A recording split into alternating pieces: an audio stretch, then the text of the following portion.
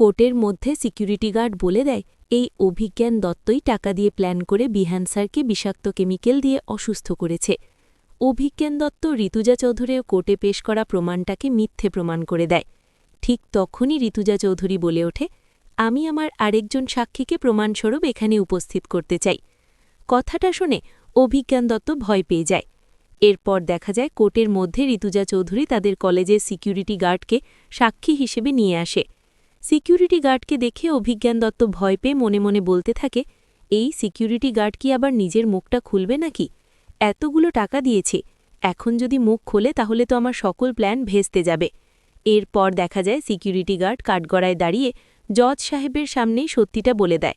সে বলে, অভিজ্ঞান স্যার আমাকে দিয়ে বিহান স্যারকে সেদিন রাতে ল্যাবে ডেকে নিয়ে আসতে বলেছিল। এরপর অনেকগুলো টাকা আমার হাতে তুলে দিয়ে সেখান থেকে চলে যেতে বলে। আর সেদিন কোর্টের মধ্যেও আমাকে মিথ্যে কথা বলতে বলেছিল অভিজ্ঞান স্যার। কথাগুলো শুনে জাজ সাহেব বুঝতে পেরে যান প্ল্যান করে সবাইকে ফাঁসিয়েছে অভিজ্ঞান দত্ত। এই ফুল এপিসোডটি পেতে লাইক দিয়ে সম্পূর্ণ ভিডিও দেখতে থাকুন। গল্পের শুরুতেই দেখা যাবে কম্পাস ঋতুজা বিহানের সামনে দাঁড়িয়ে কথা বলতে থাকে। ঠিক তখনই মেঘমালা ফোন করে কম্পাসের বাবার সঙ্গে কম্পাসকে কথা বলিয়ে দেয়। তখন কম্পাস বলতে থাকে, বাবা তুমি ঠিক আছো তো? তখন দেখা যায় ডক্টর বলতে থাকে, তোমার বাবার শরীরটা একদম ঠিক আছে, শুধু টেনশনটা কম করতে বলবে, তবে উনি একদম ফিট থাকবেন, কিন্তু টেনশন করলে ওনার শরীরের পক্ষে কিন্তু ভালো হবে না। তখন কম্পাস বলতে থাকে, বাবা তুমি এত টেনশন করো কিসের জন্য? আমি তো তোমাকে বলেছি যে আমরা খুব শিগগিরই সবাই একসঙ্গে থাকব, তবে এতটা টেনশন করার তো কিচ্ছু নেই। এতটা টেনশন করে তুমি নিজের শরীরটা প্লিজ খারাপ করো না। তখন ঋতুজা বলতে থাকে, আচ্ছা আপনি টেনশন করছেন কেন? আপনাকে তো আমি বলেছি যে আপনার মেয়েকে আমি একদম নিশ্চিন্তে বাড়ি ফিরিয়ে আনব, আর আপনি কিন্তু রেডি থাকবেন। কালকে কিন্তু আপনাকে আপনার মেয়ের হয়ে সাক্ষী দিতে হবে, কোর্টে আপনাকে কিন্তু উঠতে হবে। তখন দেখা যায় অভিজিৎ বলতে থাকে, হ্যাঁ আমি বলবো, আমি আমার মেয়ের হয়ে সাক্ষী দেব। তখন ঋতুজা বলতে থাকে, হ্যাঁ আপনার মেয়ের হয়ে আপনাকে সাক্ষী দিতে হবে, ওখানে আপনি সব কিছু বলবেন, আপনাদের সঙ্গে যা যা হয়েছে সব কিছু খুলে বলবেন, কোনো ভয় পাবেন না। এরপর কম্পাস বলতে থাকে, বাবা তোমাকে কিন্তু কালকে কোর্টে আসতে হবে, তুমি বলতে পারবে তো?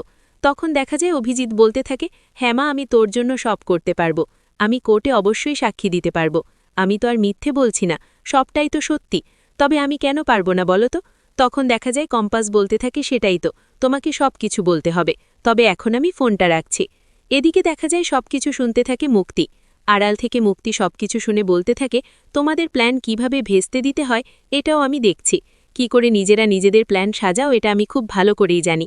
এরপরই দেখা যায় এদিকে কেমিক্যালের দোকান থেকে অভিজ্ঞান দত্তকে ফোন করে বলতে থাকে, মহিলাটা এমনভাবে সবকিছু খুঁজছিল, উনি কিছু নিয়েছে কিনা আমি তো বুঝতে পারছি না, আমার খুব ভয় করছে। তখন অভিজ্ঞান বলতে থাকে, আপনি চিন্তা করবেন না, আমি ব্যাপারটা দেখছি। এই বলেই ফোনটা কেটে দেয়। এরপর মোনালিসাকে বলতে থাকে, দাদু কি হয়েছে? উনি যে বলল উনি কি নিশ্চিন্তায় আছো? কম্পাস তো জিতবে না তাই তো? তখন অভিজ্ঞান দত্ত বলতে থাকে, কেমিক্যালটা আমি কিনেছিলাম সত্যি, কিন্তু ওরা যদি আমাকে হারানোর জন্য এরকম একটা চাল দিতে পারে, আমিও তো জাল দিতে পারি তাই না? এরপরই দেখা যায় কোর্টে যাওয়ার সময় মোনালিসাকে অভিজ্ঞান দত্ত বুঝিয়ে বলে, শোনো মোনা, তোমাকে আমি শুধু আমার জেদের জন্য এনেছি, তাই আমাকে অনেক কিছু বলতে পারে ওরা, তুমি কোনো কিছুর জন্য রিয়্যাক্ট করবে না, তোমাকে আমি যেখানে বসিয়ে রাখবো চুপচাপ সেখানেই বসে থাকবে, একটা কথাও বলবে না। ঠিক তখনই ঋতুজা ও কম্পাস সেখানে আসে। এরপর তখন ঋতুজা বলতে থাকে, এভাবে নাতনিকে কোর্টে আনাটা ঠিক হয়নি আপনার, কারণ এমন কিছু হতে পারে যেটা দেখে মেয়েটা শক পেতে পারে, তাই ওকে আনাটা আপনার একদম উচিত হয়নি। তখন অভিজ্ঞান দত্ত বলতে থাকে, সেটা আমারটা আমি বুঝে নেব, কেন কি এমন ঘটবে যার জন্য মোনালিসা শক পেতে পারে? তখন দেখা যায় ঋতুজা বলতে থাকে, অনেক কিছুই হতে পারে, তার জন্য তো মোনালিসা অবশ্যই শক খেতে পারে। তখন অভিজ্ঞান দত্ত বলতে থাকে, কম্পাসের জেল হবে তো এজন্য একটু ধাক্কা খাবেই, কারণ ছোট থেকে তো কম্পাস আমার নাতনির জামাকাপড় পরেই বড় হয়েছে, মোনালিসার উচ্ছিষ্ট খেয়েই বড় হয়েছে, একটু তো ধাক্কা লাগতেই পারে তাই না? তখন ঋতুজা বলতে থাকে, ব্যাপারটা এমন নয়, কিন্তু সময় হলে সবকিছু বুঝতে পারবেন, আপনি যেভাবে ভাবছেন সেভাবে সবকিছু হবে না। এরপরে কম্পাস বলতে থাকে, দাদু তুমি আমার লাইফটা শেষ করে দেওয়ার জন্য উঠে পড়ে লেগে আছো, তোমাকে আমি কোর্টের মধ্যে এক্সপোজ করে দেব, আমি তোমাকে প্রমাণ করে দেব। এই বলে কম্পাস ও ঋতুজা চলে যায়। এরপরে মোনালিসা ও অভিজ্ঞান দত্ত দুজনেই কথা বলতে থাকে। ঠিক তখনই অখিলেশ এসে বলতে থাকে, অভিজ্ঞানবাবু আপনি কিন্তু ব্যাপারটা দেখবেন, কম্পাস যেন কোনোভাবেই জিততে না পারে। তখন অভিজ্ঞান দত্ত বলতে থাকে, আমি যদি হেরে যাই তবে আপনার কপালে অশেষ দুঃখ আছে, কারণ আপনারও তো ওখানে অনেক অবদান আছে তাই না? এদিকে দেখা যায় কম্পাস ও ঋতুজা দুজনে এসে বসে পড়ে। ঠিক তখনই একে একে সবাই আসতে শুরু করে। এরপরে ঋতুজা মোনালিসাকে বলতে থাকে, মোনালিসা, তুমি আজকে এসে অনেক ভালো করেছো। এই সিদ্ধান্তটা নিয়ে তুমি অনেক ভালো করেছো।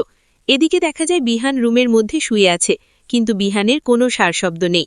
এরপরে দেখা যায় হঠাৎ করেই অভিজ্ঞান দত্ত মনে মনে বলতে থাকে, আজকে খেলাটা জমবে।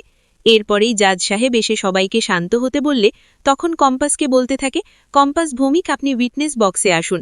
এরপরে কম্পাস উইটনেস বক্সে এসে দাঁড়ালে তখন ঋতুজা বলতে শুরু করে যে আমার ক্লায়েন্ট কম্পাস ভৌমিককে ভাসানোর জন্য অনেক বড় চক্রান্ত করা হয়েছে।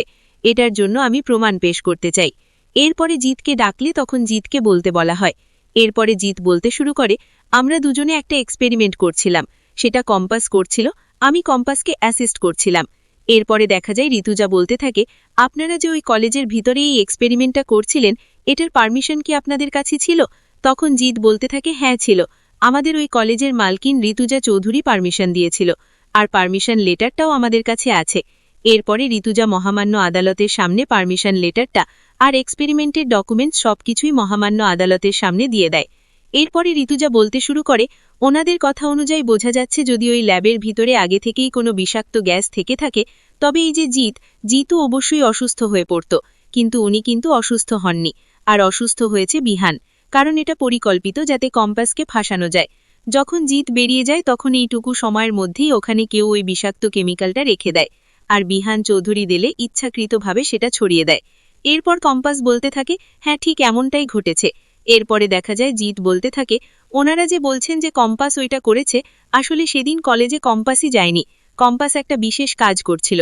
এরপরে ঋতুজা বলতে থাকে, হ্যাঁ মহামান্য আদালত, আমি সবটাই আপনাকে প্রমাণ দেখাচ্ছি, আর ও যে একটা কাজ করছিল এটার ব্যাপারেও আমি আপনাকে সবটাই খুলে বলবো, আর ও যে কি কাজ করছিল এটা জানলে আপনি অবাক হয়ে যাবেন। এরপরে দেখা যায় জাজ সাহেব বলতে থাকে, ঋতুজা চৌধুরী, আপনি সবকিছু খুলে বলুন। এরপরে দেখা যায় ঋতুজা বলতে থাকে, কম্পাস ভৌমিককে যেই গাছের বিরুদ্ধে ওকে কোর্টে তোলা হয়েছে সেই ব্যাপারে আমি কিছু বলতে চাই। যদি এটা বাজারে কোনোভাবেই পাওয়া যায় না, আর এই কেমিক্যালটা সবাই কিন্তু কিনতে পারে না, এই কেমিক্যালটা যে কিনতে পারে তার একটা সার্টিফিকেট থাকতে হয়, আর সেটা কম্পাস ভৌমিকের ব্যাপারে কোনোভাবেই সম্ভব না। আর এটা কে করেছে জানেন? এরপরে অভিজ্ঞান দত্তের নাম বললে তখন অভিজ্ঞান দত্ত উঠে আসে আর বলতে থাকে, মহামান্য আদালত, উনি যে আমার বিরুদ্ধে এত বড় একটা কথা বললেন, এটার প্রমাণ কি? তখন ঋতুজা সেই সাইন করা পেপার দেখালে তখন অভিজ্ঞান দত্ত বলতে থাকে, এই সাইন করা পেপারটা আমার নয়, আর আমার যে সাইন সবগুলো আমি আপনাকে দেখাচ্ছি। এরপরে দেখা যায় অভিজ্ঞান দত্ত আগে থেকেই সাইনটা নকল করেছিল, অন্য রকম করে লিখেছিল, আর সেটা প্রমাণ করে দেয় জাজ সাহেবের সামনে। এরপরে জাজ সাহেব বলতে থাকে, এভাবে মিথ্যে কোনো প্রমাণ আদালতের সামনে দেওয়ার আগে পুলিশকে বলছি তদন্ত করে নিতে, এভাবে আমাদের সময় নষ্ট করাটা ঠিক হচ্ছে না। এরপরে দেখা যায় তখন অভিজ্ঞান দত্ত বলতে থাকে, আমাকে যে এভাবে হেনস্থা করা হলো, এর বিরুদ্ধে আমি এর জন্য একটা অনেক বড় শাস্তি কামনা করছি, এটা আমি কিছুতেই মেনে নেব না, আমার সম্মানহানি হয়েছে। তখন মহামান্য আদালত বলতে থাকে, ব্যাপারটা আমি দেখছি। এরপরে ঋতুজা বলতে থাকে, উনি যে বললেন আমার কাছে আরেকটা সাক্ষী আছে, সেই সাক্ষীটা দেখালে আপনি বুঝতে পারবেন যে কম্পাসকে ফাঁসানোর যথেষ্ট মোটিভ থাকতে পারে। এরপরে দেখা যায় অভিজ্ঞান দত্ত, অখিলেশ সবাই চমকে যায়। তখন ঋতুজা বলতে থাকে, আমি সেই প্রমাণটা সবার সামনে আনার জন্য আপনার কাছে অনুরোধ করছি। তখন মহামান্য আদালত পারমিশন দিলে তখন ঋতুজা অভিজিৎ ভৌমিককে কোর্টে তোলে, আর সেখানে অভিজিৎ ভৌমিককে প্রশ্ন করা হয়। এরপরে অভিজিৎ ভৌমিক একে একে সকল কিছু বললে তখন জাজ সাহেব বুঝতে পারে যে অভিজ্ঞান দত্ত ও অখিলেশ চৌধুরী সবকিছুর পিছনে আছে, কম্পাস নির্দোষ।